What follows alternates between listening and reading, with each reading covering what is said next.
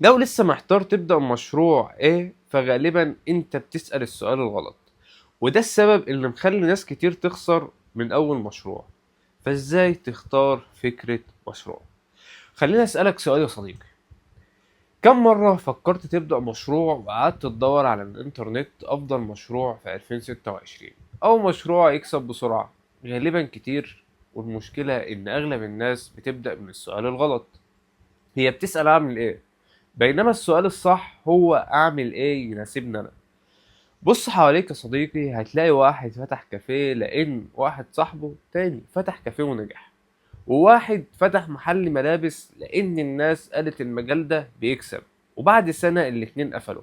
هل السبب ان الفكرة وحشة؟ غالبا لا. السبب انهم اختاروا الفكرة بناء على نجاح غيرهم، مش بناء على ظروفهم. فكرة المشروع لازم تكون في منطقة بيتقابل فيها ثلاث حاجات: حاجة انت فاهم فيها او مستعد تتعلمها، حاجة الناس فعلا محتاجاها، وحاجة تقدر تبدأها بالإمكانيات اللي معاك. لو واحدة من التلاتة ناقصة، المشروع هيبقى صعب. وعشان كده قبل ما تكتب اسم أي مشروع، اكتب على ورقة: هل هعرف أعمل إيه؟ عندي إيه يميزني؟ إيه المشاكل اللي بشوف الناس بتشتكي منها؟ لأن المشاريع الناجحة غالبا بتبدأ بحل مشكلة، مش مجرد فكرة. فخليني أديك مثال بسيط. تخيل إن معاك 50,000 جنيه، أو طبعا ما بيعملوش حاجة في الأيام اللي احنا فيها دي. واحد قرر يفتح كافيه لأنه شايف الكافيهات زحمة، وواحد تاني استثمر نفس المبلغ في تجارة أونلاين لأنه فاهم في المنتجات والتسويق. هل في مشروع أفضل من التاني؟ لأ. المشروع الأفضل هو اللي صاحبه فاهمه. في ناس بتختار المشروع بناء على الأرباح اللي سمعت عنها، لكن عمرها ما سألت: هل أنا هعرف أدير المشروع ده؟ لأن امتلاك المشروع غير إدارته. ممكن تشتري محل، لكن هل هتعرف تشتري بضاعة صح؟ هل هتعرف تسعر صح؟ تتعامل مع العملاء؟ تحل المشاكل؟ دي أسئلة أهم بكتير من المشروع بيكسب كام. كمان بلاش تقع في فخ الترند.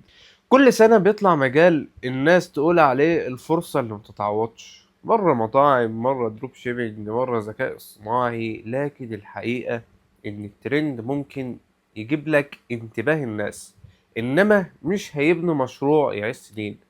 اسأل نفسك: لو الترند انتهى، هل المشروع لسه هيكون له عملاء؟ لو الإجابة يبقى ده علامة كويسة.